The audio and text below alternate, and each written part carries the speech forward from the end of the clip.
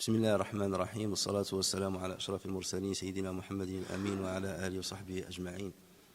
اللهم يسر أمرنا أجمعين يا أرحم الراحمين واجعلنا في ظل رحمتك يا أكرم الأكرمين.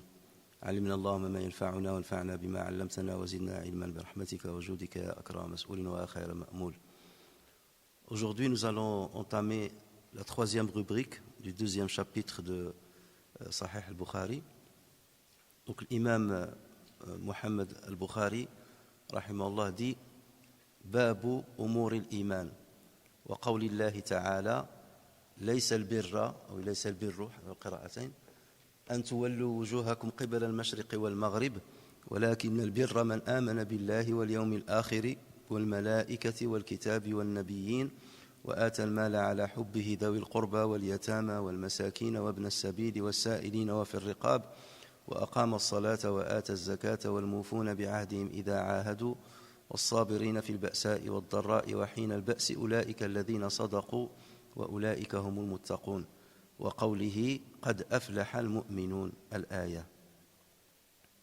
ثم قال حدثنا, donc là il cite le hadith numéro 9, حدثنا عبد الله بن محمد قال حدثنا أبو عامر العقدي قال حدثنا سليمان بن بلال عن عبد الله بن دينار عن أبي صالح عن أبي هريرة رضي الله عنه عن النبي صلى الله عليه وسلم قال الإيمان بضع وستون شعبة والحياء شعبة من الإيمان. Donc Imam Bukhari donc dit rubrique des choses se rapportant à la foi et la parole d'Allah exalté soit-il. Donc il introduit cette rubrique avec deux versets coraniques, celui de Surat al-Baqarah, le verset 177, et le premier verset de Surat al-Mu'minun. Donc le premier verset, la bonté pieuse ne consiste pas à tourner vos visages vers le levant ou le couchant, mais la bonté pieuse est de croire en Allah, au jour dernier, aux anges, aux livres et aux prophètes, de donner de son bien quelque amour qu'on en ait aux proches, aux orphelins, aux nécessiteux, aux voyageurs indigents et à ceux qui demandent l'aide, et pour délier les joues, d'accomplir la salat et d'acquitter la zakat, et ceux qui remplissent leurs engagements lorsqu'ils se sont engagés, ceux qui sont endurants dans la misère, la maladie et quand des combats font rage. Les voilà les véridiques et les voilà les vrais pieux. Et l'autre verset, bienheureux sont certes les croyants. Et là, il fait référence seulement au premier verset de Surat al-Mu'minun, mais c'est seulement pour attirer l'attention sur les versets qui vont suivre, les caractéristiques des croyants qui vont être cités dans cette sourate, dans ce début de sourate. Ensuite, donc, il cite le hadith à proprement dit, celui que vous avez dans le livre, là je le cite avec la chaîne de transmission complète, mais l'imam Zabidi va seulement citer le compagnon qui a rapporté le hadith, à savoir Abu Hurayra radiyallahu anhu. Donc il dit, Imam Bukhari dit, Abdullah ibn Muhammad nous a rapporté selon Abu Amir al-Aqadi, selon Sulayman ibn Bilal, selon Abdullah ibn Dinar, selon Abi Salih, selon Abu Hurayra radiyallahu anhu, que le prophète sallallahu alayhi wa sallam a dit, la foi compte 60 et quelques branches. La foi compte 60 et quelques branches et la pudeur en est une. La pudeur fait partie de ces branches. Alors, dans le titre, lorsqu'il dit les choses se rapportant à la foi, ça veut dire les choses qu'il convient de respecter ou d'accomplir pour avoir la complétude de la foi. Donc, on est toujours dans le même état d'esprit. On est en train de parler des œuvres qui permettent de compléter la foi. Et l'imam Bukhari va citer donc le verset 117 de Surat al-Baqarah. Pourquoi? Parce que l'imam Abd al-Razzaq al-San'ani rapporte que Abu Dharr al-Ghifari a interrogé le prophète sallallahu alayhi wa sallam sur la foi. Et le messager sallallahu alayhi wa sallam a répondu en faisant référence à ce verset.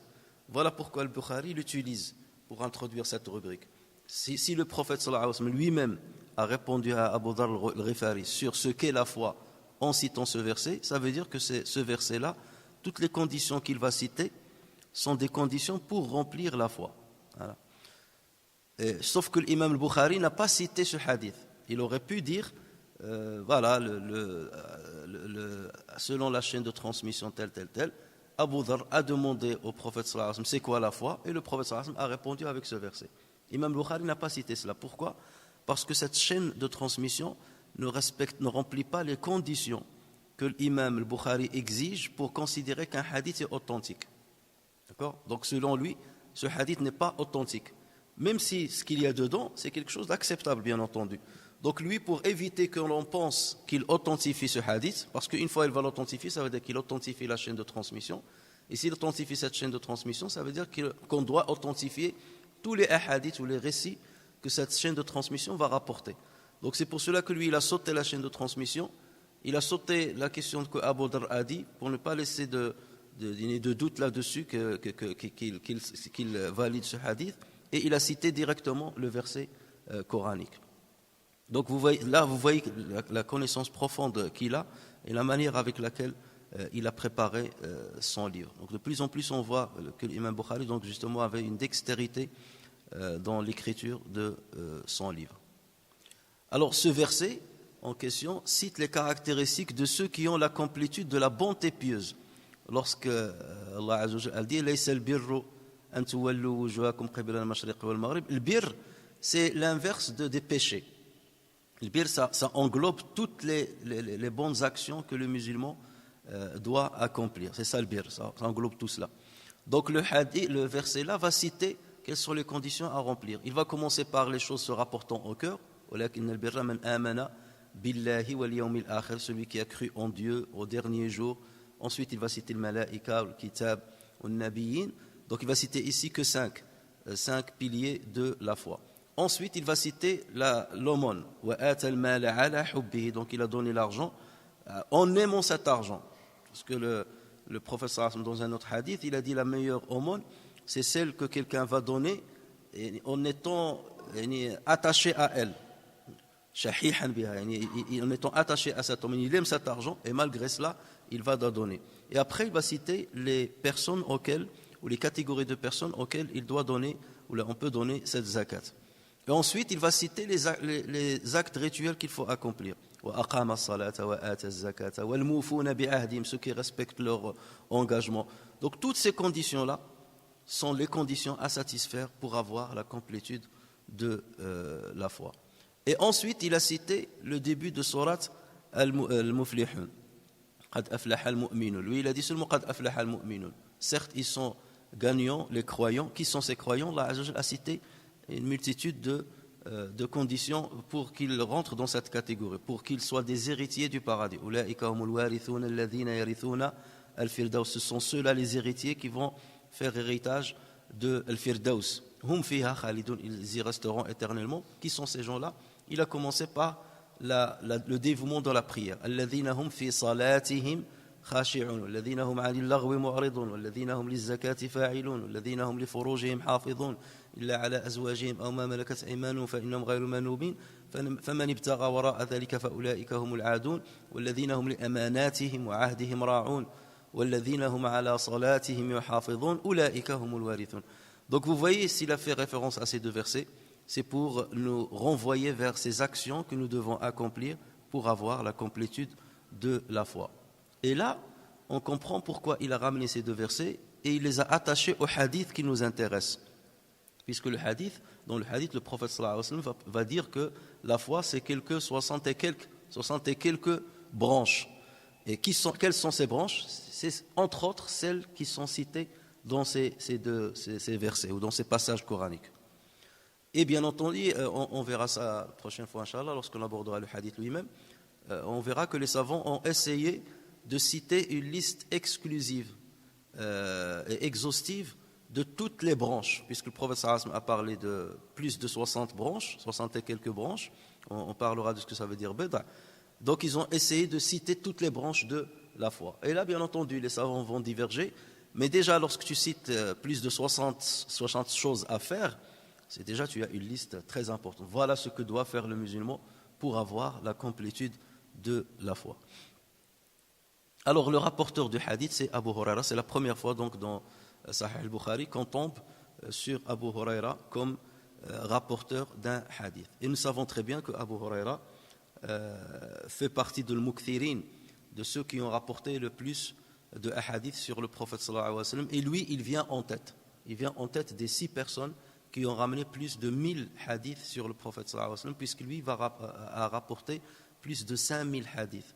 Mais on va expliquer ce que ça veut dire 5000, parce que pour certains ils trouvent que ceci est exagéré, mais lorsqu'on va enlever les hadiths qui ont été répétés ou les hadiths qui sont faibles, là lorsqu'on parle de plus de 5000, si on prend les 6 livres de tradition, les 6 livres de tradition, c'est lorsqu'on prend le Bukhari, le Muslim, Nasa'i, Abu Daoud, Tirmidhi, Ibn Majah, de les 6, on va trouver plus de 5000.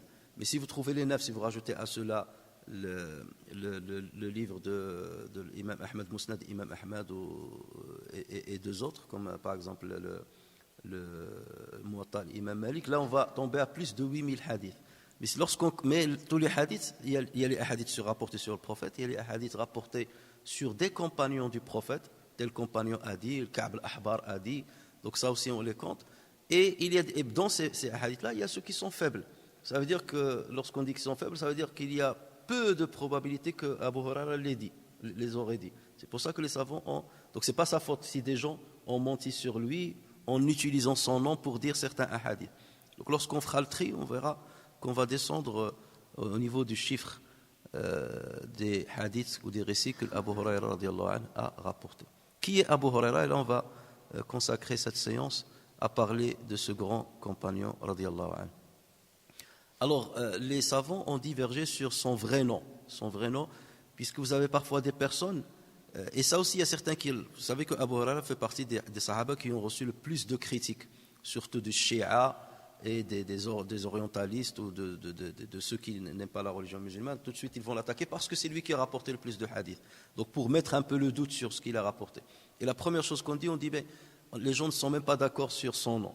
Et ça pose pas de problème. Moi j'étais étonné, il y a 2 semaines, je suis rentré à la mosquée et le mu'adhin, le Hajj Abbas qui fait l'adhan, alors que je le connais depuis plus de 20 ans. Il me dit Amin Nejdi. Amin Nejdi.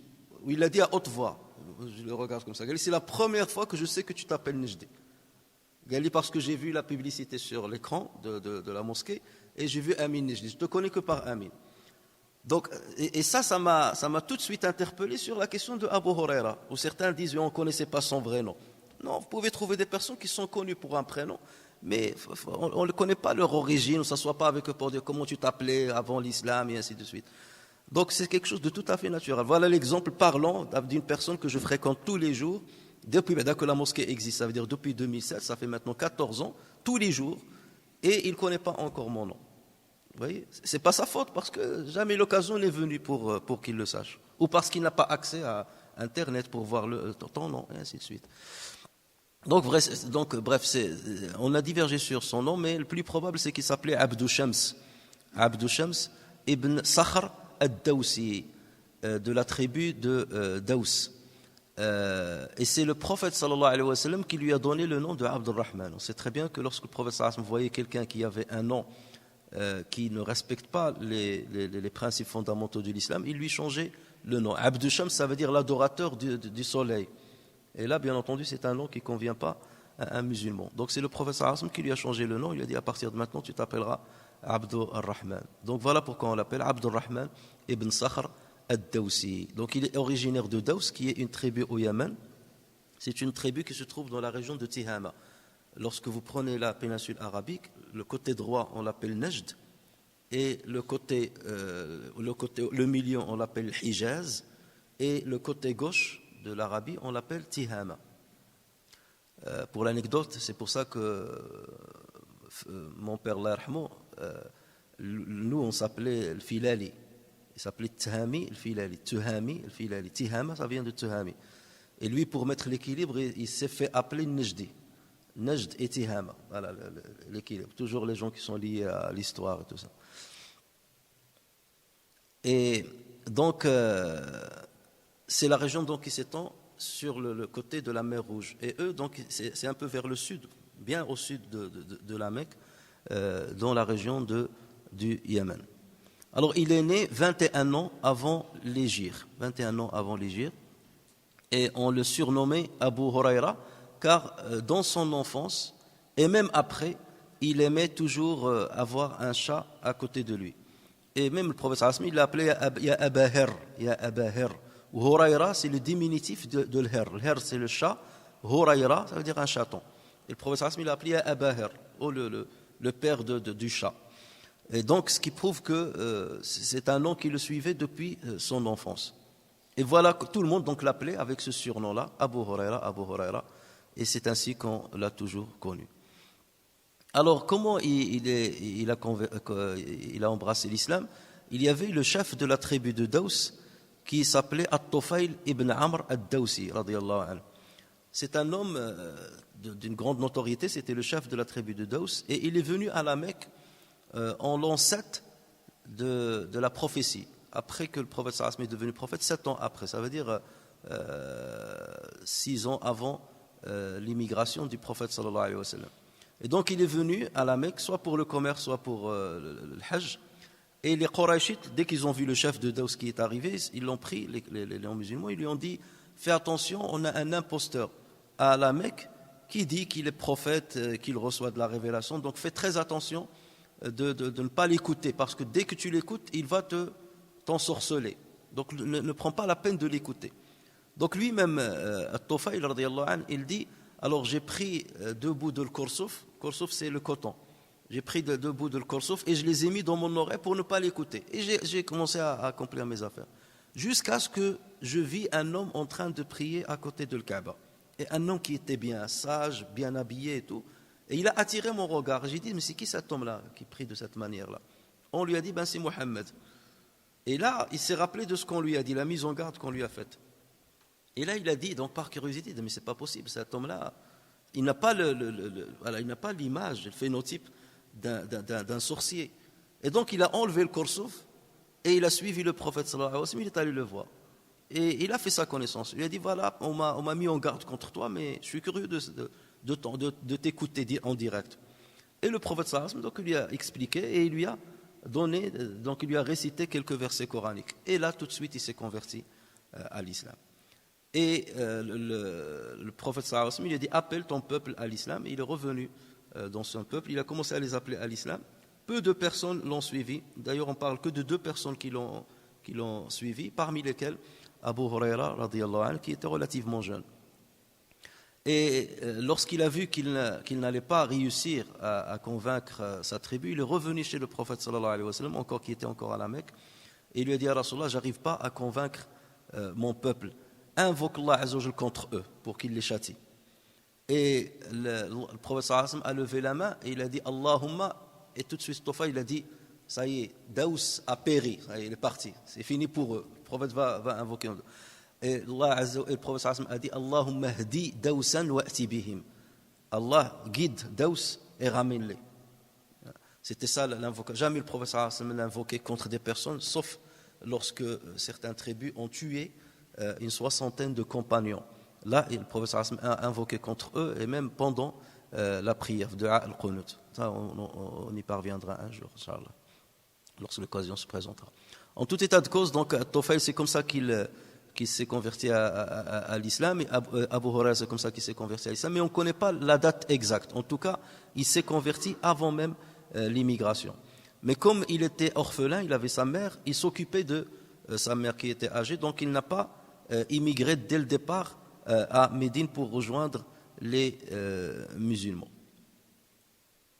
Donc ce n'est qu'en l'an 7 de l'Hégire, que Abu Huraira radiyallahu anhu émigra à Médine. Ça veut dire qu'il n'a pas participé ni à la bataille de Badr, ni à la bataille de Uhud, ni à Al-Ahzab, parce qu'il n'était pas là, tout simplement.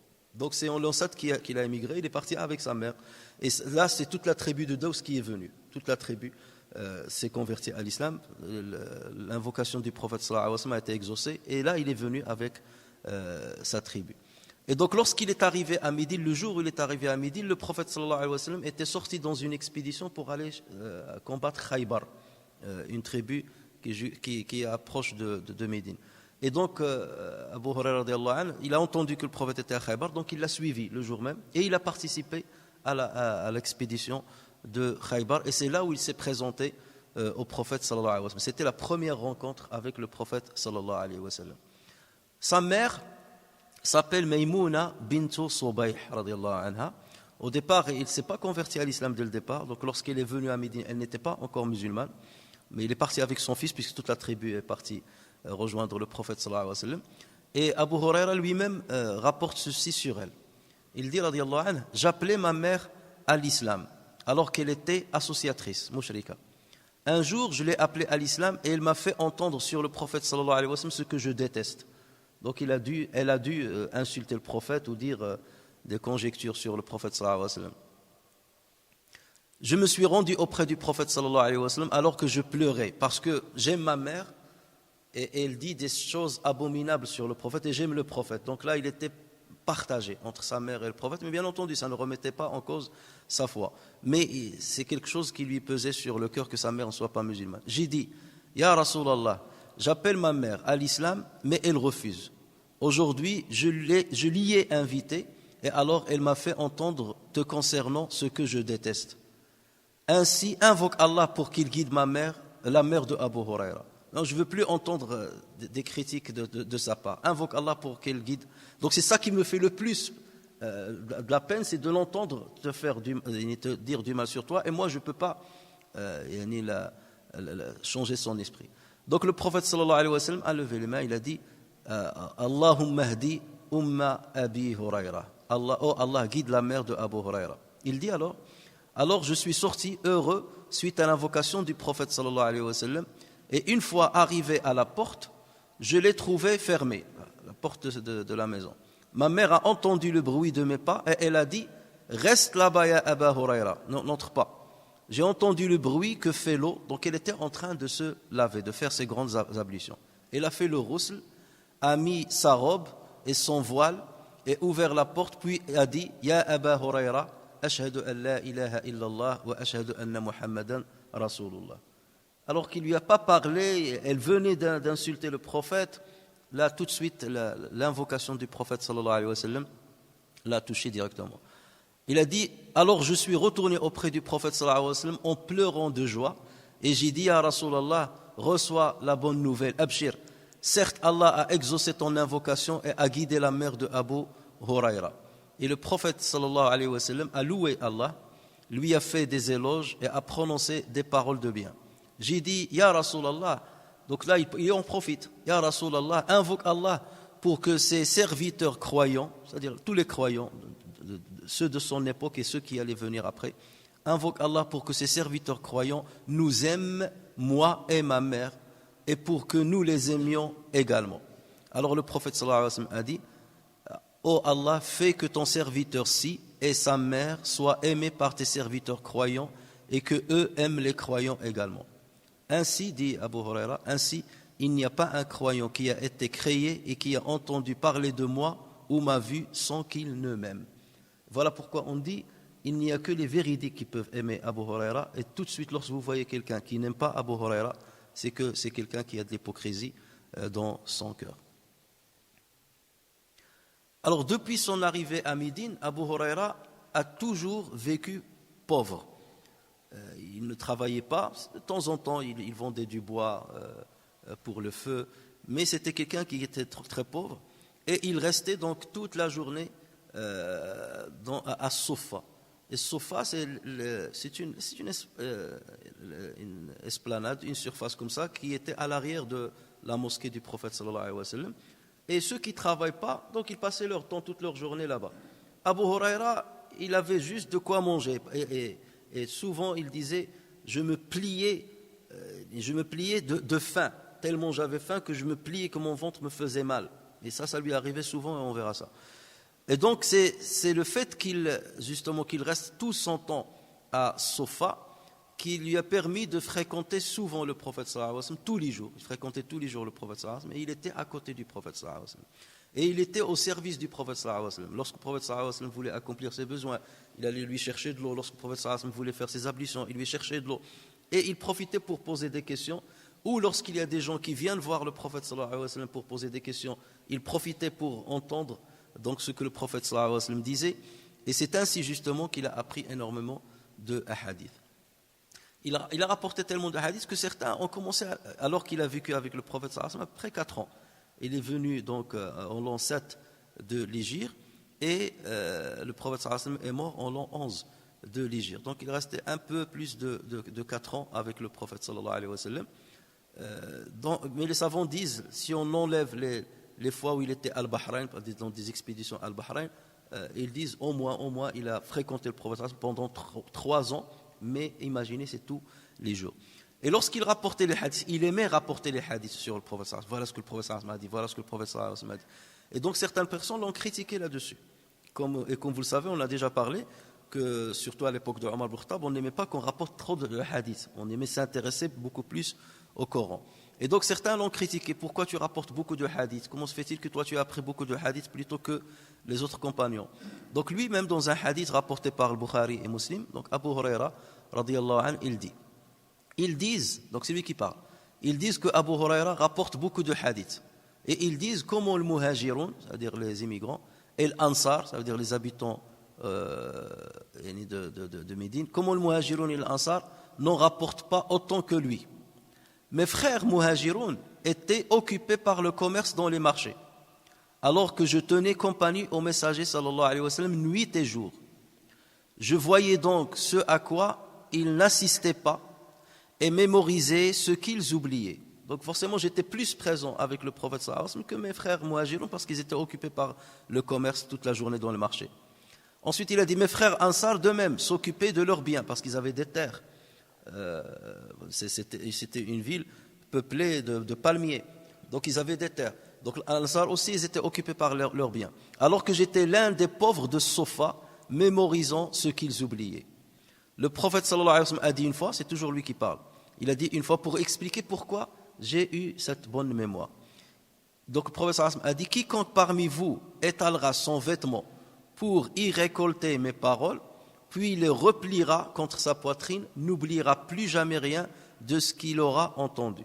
Donc là, le prophète sallallahu alayhi wa sallam aura dit, celui qui tend devant moi son vêtement, je vais dire des paroles, donc, et il retient ce vêtement contre sa poitrine, donc il n'oubliera jamais les paroles que je vais dire dorénavant, qu'il va entendre de moi. Donc alors il a dit, j'étalai alors le vêtement que je portais. Namira. Namira, c'est un vêtement qui est fait de traits noirs et blancs. Donc il avait une namira et c'est le seul tissu qu'il avait sur lui. Donc il a étalé une partie de ce tissu et il a gardé une deuxième partie pour couvrir sa nudité. Et donc il a étalé ce tissu-là. Et il a dit, donc dès que le prophète sallallahu alayhi wa sallam a terminé son discours, je rassemblai contre moi poitrine et dès lors je n'ai plus jamais rien oublié de ces paroles jusqu'à ce jour. Par Allah, si ce n'était 2 versets dans le livre d'Allah, je ne vous aurais jamais rien rapporté. Il aura dit, si vous me voyez répéter les hadiths que j'ai appris du prophète sallallahu alayhi wa sallam, c'est pour 2 versets, à cause de 2 versets. Et il a cité ces 2 versets de Surat Al-Baqarah, le verset 159 et 160 de Surat Al-Baqarah. Que disent ces versets? Inna alladhina yaktumuna ma anzalna min al-bayyinati wal-huda min ba'di ma bayyannahu lin-nasi fil kitab. Donc certes, ceux qui cachent ce que nous avons fait descendre en fait de preuves et de guides après l'exposé que nous en avons fait aux anges dans le livre, ulaika alladhina yal'anuhumullahu wa yal'anuhumul la'inun. Voilà ceux qu'Allah maudit et que les maudisseurs maudissent, sauf ceux qui se sont repentis, corrigés et déclarés. Je reçois le repentir, c'est-à-dire c'est Dieu qui parle, je reçois le repentir, car c'est moi l'accueillant au repentir, le miséricordieux. Donc qu'est-ce qu'on comprend de ces 2 versets? C'est qu'Allah Azza wa Jal interdit aux musulmans d'avoir des connaissances concernant la religion et de ne pas les transmettre, de les garder pour soi. D'accord? Donc ceux-là sont maudits par Dieu et maudits par les maudisseurs. Donc Abu Huraira, il disait, c'est ce verset-là qui m'a poussé à vous faire part des hadiths que j'ai appris du prophète. S'il n'y avait pas ce verset-là, ça ne m'aurait pas intéressé de vous faire part des hadiths que j'ai appris du prophète sallallahu alayhi wa sallam. Donc il se sentait ce devoir d'enseigner et de transmettre tout ce qu'il a appris du prophète sallallahu alayhi wa sallam. Même une fois, Aïcha radiyallahu anha, il lui a dit, tu rapportes trop de hadiths, il est plus que nous. Et il lui a dit, moi, je n'ai pas été préoccupé par le mikhala et le mir'at. Moi, je n'étais pas préoccupé par le kuhl et le miroir. Il faisait référence à elle. Ça veut dire, toi, tu t'occupais de le miroir pour plaire au prophète sallallahu alayhi wa sallam. Moi, je passais mon temps devant le prophète sallallahu alayhi wa sallam à écouter et à mémoriser ce qu'il disait. L'imam Nasa'i rapporte sur Zayd ibn Thabit qu'il y avait un homme qui est venu voir Zayd ibn Thabit pour lui poser la question. Et Zayd ibn Thabit, ce n'est pas n'importe qui. C'est une des grandes références concernant le Coran. C'est lui qui a été diligenté et missionné par Abu Bakr as-Siddiq pour rassembler le Coran, le premier assemblage du Coran. Et pareil, Uthman ibn Affan radiyallahu anhu, il a missionné à la tête d'une commission de 4 personnes pour rassembler le Coran une deuxième fois, les copies uthmaniennes. Donc c'est une grande référence et c'est un jurisconsulte.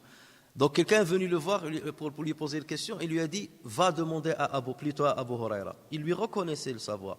Va demander plutôt à Abu Huraira. Et ensuite il a cité ce hadith. Il a dit, nous étions Abu Huraira, un ami et moi-même, en train de prier Dieu Tout-Puissant et d'effectuer le dhikr dans le masjid, de faire quelques invocations dans le masjid. Lorsque le messager de Dieu apparut, il se rejoignait alors à nous nous tûmes, donc on s'est tu, et il dit, poursuivez ce que vous étiez en train de faire. Alors mon ami et moi fîmes une invocation à Dieu, donc, parce qu'ils étaient en train d'invoquer à haute voix. Donc certains savants utilisent même ce hadith-là pour dire qu'on a le droit de faire une invocation en groupe. Alors, il y a certains qui disent c'est pas bien de le faire. Ça, ce hadith-là, il prouve le contraire. Parce que le prophète a dit continuez de faire ce que vous faites. Et ils étaient tous les trois ensemble. Donc il a dit mon ami et moi, donc on a levé les mains et on a fait une invocation. Et le prophète a dit Amin. Et lorsque le prophète dit Amin, ça veut dire Allahumma stajib, Seigneur, exauce ce qu'il vient de dire. Et lorsque le prophète dit ça, Allah exaucera le vœu du prophète sallallahu alayhi wa sallam. Et donc le vœu de ceux qui ont fait le dua. Ce fut ensuite au tour d'Abu Huraira. Il fit la supplication suivante. Ô Seigneur, et lui il a regroupé tout. Il a dit, ô Seigneur, je te demande ce que mes 2 compagnons t'ont demandé. Donc déjà, il a dit c'est garanti. Je te demande ce que mes 2 compagnons t'ont demandé et je te demande le savoir qui ne sera pas oublié. Un savoir qui ne s'oublie pas. Et le prophète sallallahu alayhi wa sallam dit Amin. Ensuite, nous répétâmes. Et nous aussi, nous demandons à Dieu le savoir qui ne sera pas oublié. Et le prophète sallallahu alayhi wa sallam de nous dire, le jeune Daoussi a demandé cela avant vous. Il vous a précédé. Il a dit ça y est, c'est une seule fois. Parfois, il y a le joker, tu le sors une seule fois. C'était à l'avantage de Satan. C'est comme Ukasha, lorsqu'il a fait l'invocation, lorsqu'il a dit fais-moi, que Dieu me fasse entrer au paradis sans être jugé. Les autres, ils ont dit, le prophète sallallahu alayhi wa sallam a fait l'invocation à Ukasha. Et les autres, ils ont dit, nous aussi, cher prophète, il a dit Sabarakum bi'a Ukasha. Ukasha vous a précédé, ça y est, ça sera une exclusivité à lui. Donc ceci confirme que l'invocation du prophète sallallahu alayhi wa sallam a servi à Abu Huraira radiyallahu anhu pour apprendre et bien mémoriser ce que le prophète sallallahu alayhi wa sallam disait. En interrogeant une fois le prophète sallallahu alayhi wa sallam sur l'intercession, le prophète, c'est un hadith rapporté par le Bukhari, le prophète sallallahu alayhi wa sallam, donc Abu Huraira a interrogé le prophète sallallahu alayhi wa sallam sur shafa'a. Et le prophète sallallahu alayhi wa sallam a dit cela, il a dit, je savais que personne ne m'interrogera sur ce sujet avant toi, car je sais l'intérêt que tu portes à l'apprentissage de la science. Et ça, c'est un témoignage du prophète sallallahu alayhi wa sallam. Je savais que personne ne va te devancer pour me poser cette question sur l'intercession, parce qu'il était toujours là à poser les questions au prophète sallallahu alayhi wa sallam. Et Abu Huraira lui-même dit, il n'y a pas parmi les compagnons du messager qui rapporte sur lui des hadiths autant que moi, sauf Abdullah ibn Amr ibn al-As, car il écrivait et moi non. On a déjà parlé de ce hadith. Parce que lui, il écrivait, alors que moi, je n'écrivais pas, je mémorisais directement. On rapporte aussi qu'une fois, à l'époque de Omar ibn Khattab, lorsqu'il était calife, il l'a convoqué à Abu Huraira, parce qu'il entendait, on lui a dit, Abu Huraira rapporte les hadiths du prophète, il fait des assises, il transmet les hadiths du prophète. Omar ibn Khattab l'a convoqué. Il lui a dit, Abu Huraira, est-ce que tu étais avec nous lorsqu'on était avec le prophète sallallahu alayhi wa sallam chez un tel? Et Abu Huraira lui a dit, oui, j'étais là, et je sais pourquoi tu me poses la question. Il a dit, pourquoi je te pose la question? Je devine pourquoi tu me poses la question. Il a dit, pourquoi je te pose la question? Il lui a dit, parce que c'est dans cette assise que le prophète sallallahu alayhi wa sallam nous a dit, Man kadhaba alayya muta'ammidan falyatabawwa maq'adahu minan nar. Celui qui ment sur moi, qui relate sur moi une parole que je n'ai pas dite, qui s'attende à s'asseoir sur sa chaise dans l'enfer. Il lui dit, donc je devine sur à quoi tu fais référence. Il lui dit, j'étais là et voilà ce que le prophète a dit. Et là, Omar al-Khattab lui a dit, va et continue de transmettre les hadiths du prophète. Ça veut dire, tu sais que c'est un risque de rapporter quelque chose qui est mensongère. Il lui a dit, bien sûr, je connais, à qui le dis-tu? Donc il a dit, va et transmets. Ça veut dire que je suis rassuré que tu es scrupuleux dans ce que tu rapportes. On a demandé à Ibn Omar, on a parlé de Abdullah ibn Omar hier, c'est ça? Hier? Ou la semaine dernière? Hier. Donc Abdullah ibn Omar, on lui a dit, reproches-tu quelque chose à Abu Huraira dans ce qu'il rapporte sur le prophète sallallahu alayhi wa sallam? Est-ce que tu as une reproche à lui faire sur les hadiths qu'il rapporte sur le prophète? Il dit, pas du tout, pas du tout. Il a osé, donc il a dit, la walakinnahu ijtara'a wa jabunna. Ijtara'a wa jabunna. Donc il a dit pas du tout, il a osé et nous avons hésité. C'est ça ce qui est dommage. Ça veut dire il a osé poser des questions au prophète et nous on a hésité. Donc on a appréhendé parce qu'ils n'aimaient pas poser trop de questions au prophète sallallahu alayhi wa sallam. Sauf que lui non, il n'avait pas ça, il avait la curiosité et il osait poser trop de questions. Il a dit c'est pour cela qu'il a appris plus que nous. Et Abu Huraira a dit, quel est mon péché si j'ai mémorisé et qu'ils ont oublié? Et pourquoi? C'est quoi mon péché? Et pourtant, lorsqu'on va voir combien il a rapporté, on va voir que ce n'est pas grand-chose. Tu restes avec quelqu'un pendant 3 ans. Et combien de paroles tu vas rapporter de lui? Et quelqu'un d'important, ce n'est pas quelqu'un, ces paroles sont vaines ou qui ne servent à rien. Et ça fait combien? Ça fait une 20e séance maintenant qu'on s'assoit. Si vous devez te rapporter tout ce qui a été dit dans cette séance, vous allez écrire combien de phrases? Et d'autant plus que les hadiths du prophète sallallahu alayhi wa sallam, c'est quoi? C'est des cours. Ça c'est un hadith. Le prophète a fait les ablutions de telle manière. Il a utilisé 3 fois l'eau pour faire. Ça c'est un hadith. Donc il relatait tout ce qu'il voyait du prophète sallallahu alayhi wa sallam pendant 3 ans. Donc vous imaginez tout de suite que le nombre de hadiths ou de gestes que le prophète sallallahu alayhi wa sallam a fait va être forcément énorme. Alors il était tellement pauvre qu'il serrait le ventre, il mettait une pierre dans son ventre et il la serrait avec une ceinture pour moins sentir la faim.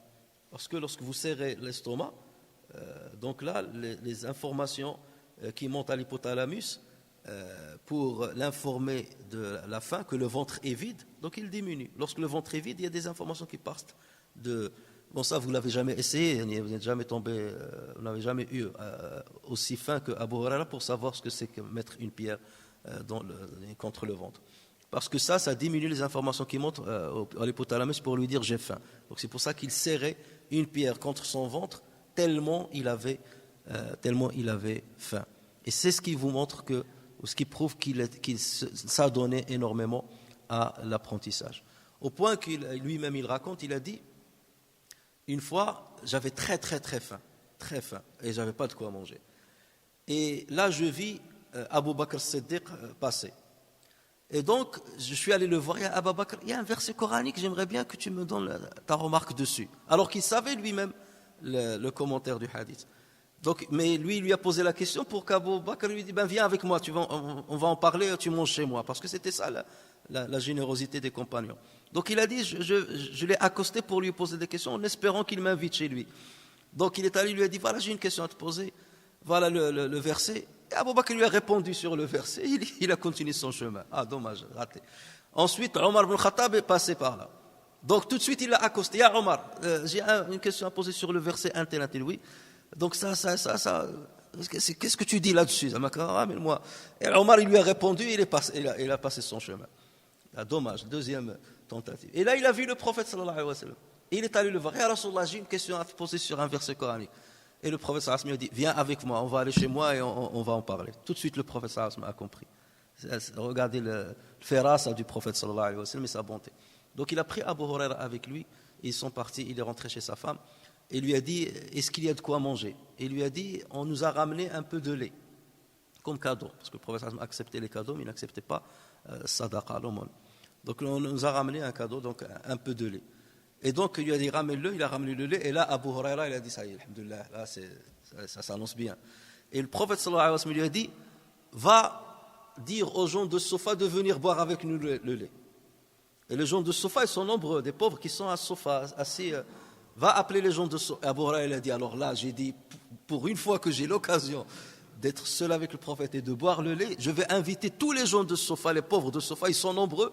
Combien il va me rester, moi? Donc il a dit, je ne pouvais que m'exécuter. Donc je suis allé et j'ai invité les gens de Soufa. Le prophète sallallahu alayhi wa sallam vous invite le prophète sallallahu alayhi wa sallam le faisait souvent. Il vous invite à venir manger chez lui.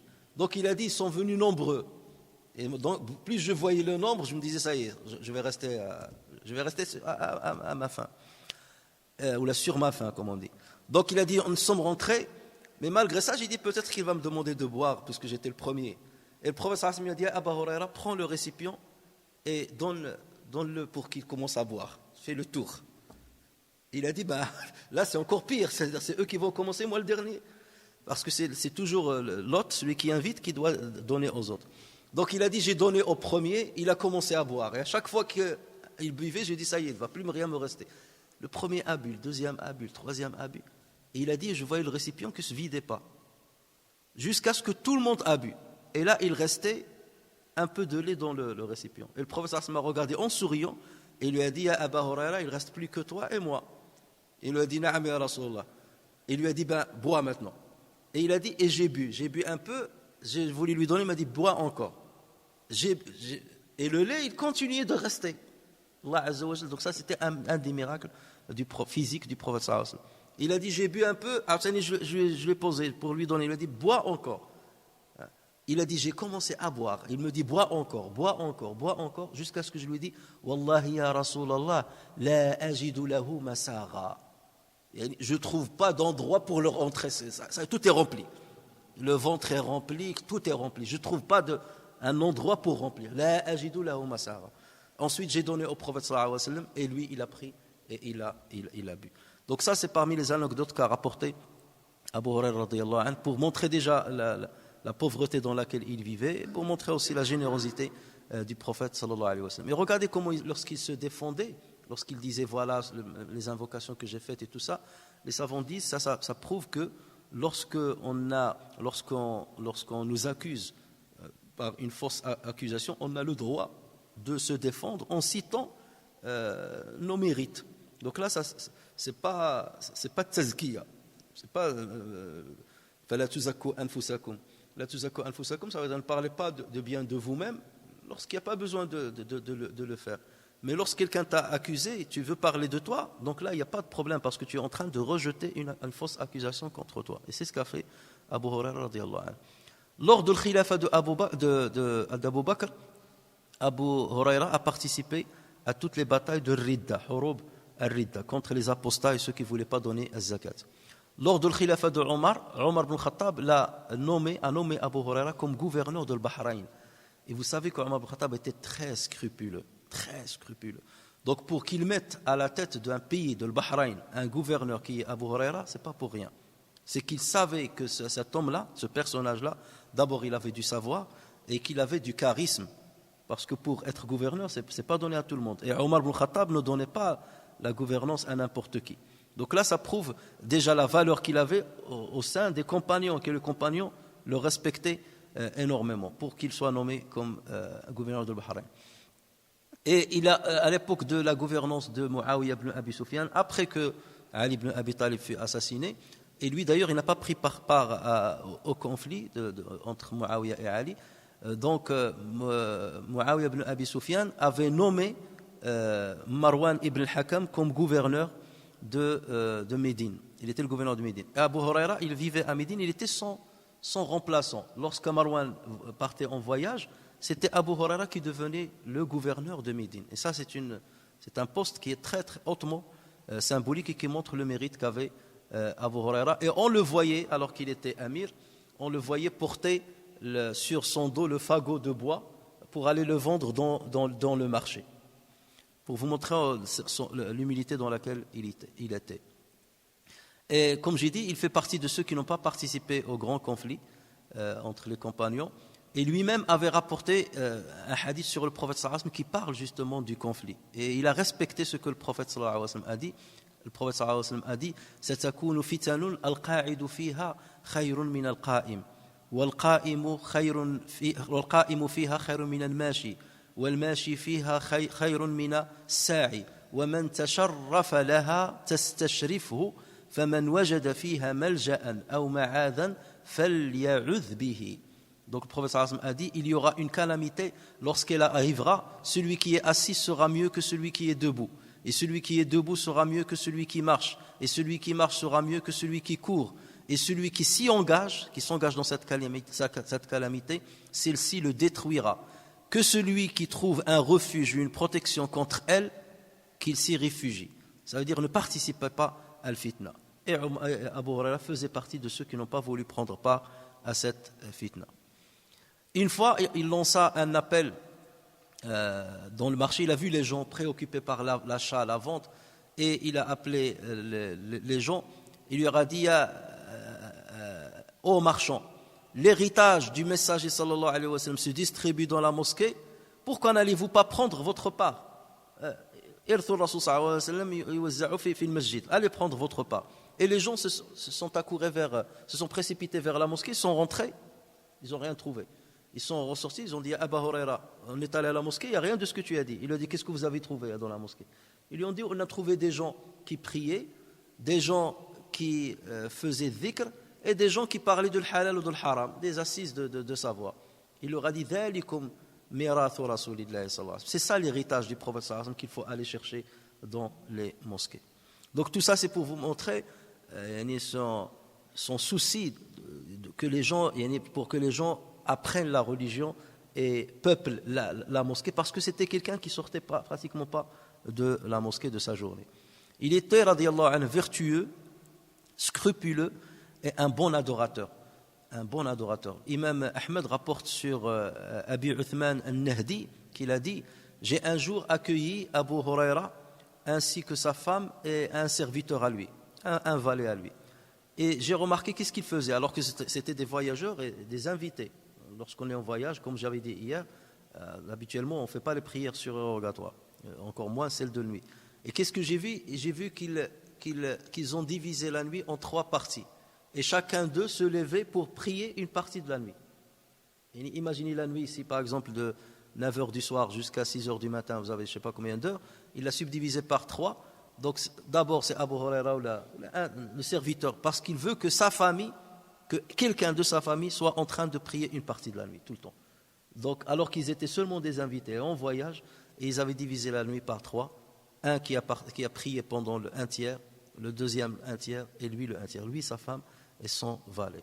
Donc là, ça vous montre une partie de son adoration et de sa proximité d'Allah Azza wa Jal. Abu Huraira radiyallahu anhu est mort en l'an 59 de l'Hégire, alors qu'il avait 78 ans, et il a été inhumé à Al-Baqi'. Donc le Baqi', c'est le cimetière qui juxtapose la mosquée du prophète sallallahu alayhi wa sallam. Et juste avant sa mort, il a dit, Allahumma inni uhibbu liqa'aka fa ahibba liqa'i. Seigneur, j'aime ta rencontre, alors aime la mienne, aime ma rencontre. C'est-à-dire, si Allah aime ta rencontre, c'est pour te faire du bien et c'est parce qu'il t'agrée. Alors, il y avait un savant qui a écrit un musnad. Le musnad, c'est, comme on l'a dit, c'est un livre où on va répertorier les hadiths rapportés par les compagnons, entre autres. Donc, on cite le compagnon et après on cite tous les hadiths qu'il a rapportés. Et donc, il s'appelle Baqi ibn Makhlid. Donc, le Baqi ibn Makhlid a répertorié tous les hadiths et les récits que Abu Huraira a rapportés dans le Kutub Sita, les 6 livres dont j'ai parlé tout à l'heure. Il a trouvé 5374 hadiths. En prenant en compte les hadiths répétés. Rappelez-vous, on peut avoir le même hadith, mais qui a été rapporté de plusieurs chaînes de transmission. On le considère comme un seul hadith. Ça veut dire, si vous avez 10 chaînes de transmission qui rapportent un hadith, le même hadith sur Abu Huraira, on va compter combien de hadiths qu'a rapporté Abu Huraira? 10, alors qu'il n'a rapporté qu'un seul. Donc c'est pour cela que lorsqu'on va faire le tri, si on enlève les hadiths répétés, on tombe tout de suite à 1475 hadiths, ce qui n'est pas énorme. Donc voilà ceux qui reprochent qu'Abu Huraira rapporte beaucoup de hadiths, pas rapporté tant que ça. 1475 hadiths. Dans ces hadiths, il y a des hadiths faibles. Ça veut dire qu'il y a des chances qu'il ne les a jamais dit. D'accord? Qu'on les a mentis sur lui. Alors, parmi les 1475 hadiths, il y a 325 hadiths qui ont été rapportés par le Bukhari, 189 qui ont été rapportés par Muslim. Et les savants sont allés encore plus loin. Regardez les savants pour répondre à ceux qui accusent Abu Huraira ou qui disent qu'il a rapporté trop. Ils ont pris tous les hadiths qu'Abu Huraira a rapportés et ils ont dit, on va essayer de voir est-ce qu'il y a un autre compagnon qui a rapporté le même hadith, un hadith qui lui ressemble concernant une affaire. Et donc là, ils ont commencé à faire le tri. Ils ont trouvé que tous les hadiths qu'a rapporté Abu Huraira, ils ont été déjà rapportés par un autre compagnon, sauf 110 hadiths. Ça veut dire, dans tout ce qu'a rapporté Abu Huraira, il n'y a que 110 hadiths qu'aucun autre compagnon n'a rapporté sur le prophète sallallahu alayhi wa sallam. Et pas que sur le prophète ou bien sur un autre compagnon. D'accord? Parce que Abu Huraira parlait par exemple Ka'b, l'Ahbar, c'était quelqu'un qui était chrétien avant de se convertir à l'islam, et parfois il donnait des explications sur des versets coraniques se rapportant à l'Israéliyas. Donc là aussi on compte ça. Donc imaginez, il n'y a que 110 hadiths que Abu Huraira a rapportés, pour lesquels on ne trouve pas un autre compagnon qui a parlé dans le même sens. Ça veut dire que ce n'est pas lorsqu'on fait tout ce vacarme-là, et ceux qui font le vacarme déjà, on voit qu'ils ne connaissent rien déjà à l'islam, qu'ils ne connaissent pas ces détails-là. Et lorsque vous voyez cela, donc ceci prouve que Abu Huraira n'a rapporté que ce qu'il a entendu. Et ceux qui ont rapporté les hadiths sur Abu Huraira étaient en nombre de 800 personnes parmi les compagnons et les successeurs. Donc cela prouve la confiance qu'on lui faisait. Parce que quelqu'un qui n'était pas de confiance, personne ne va aller écouter de lui. Et tout le monde va mettre en garde contre lui. Alors que ce ne fut pas du tout le cas. Dans les récits qu'on a, 800 personnes, parmi les compagnons ou parmi les successeurs, ont rapporté des hadiths sur Abu Huraira radiyallahu anhu. Alors, là c'était donc une introduction à ce hadith-là. Et comme Abu Huraira reviendra souvent, donc à chaque fois qu'on a un nouveau compagnon, on profitera de l'occasion pour parler de lui, même si il y a un chapitre dans le livre de Bukhari, dans Sahih al-Bukhari, qui va être réservé pour parler des mérites des compagnons. D'accord? Mais nous, quelque part, on anticipe. Ce qu'on est en train de dire là, ça va nous économiser du temps lorsqu'Inch'Allah, on arrivera à ce chapitre qui va parler des mérites des compagnons. Mais c'est important de connaître les mérites des compagnons, de connaître leur biographie, parce qu'il y a beaucoup de leçons à tirer d'eux, plutôt que de rester que sur le hadith, parce que si on va voir que les hadiths, le hadith sur l'email, on va dire mais c'est toujours, on répète la même chose. Mais là, lorsqu'on voit la biographie des compagnons, donc ça permet un petit peu de diversifier, d'avoir encore plus d'informations. نفعني الله وإياكم بالقرآن الكريم وبحديث سيد الأولين والآخرين وغفر الله لي ولكم ولسائر المسلمين. اللهم اغفر لنا وارحمنا وعافنا واعف عنا واجبرنا يا أرحم الراحمين. اللهم وفقنا لعمل الخير وخير العمل واجعلنا من عبادك الصالحين وجندك الغالبين وأوليائك المقربين. اللهم علمنا ما ينفعنا وانفعنا بما علمتنا وزدنا علما يا أرحم الراحمين. سبحان ربك رب العزة عما يصفون وسلام على المرسلين والحمد لله رب العالمين.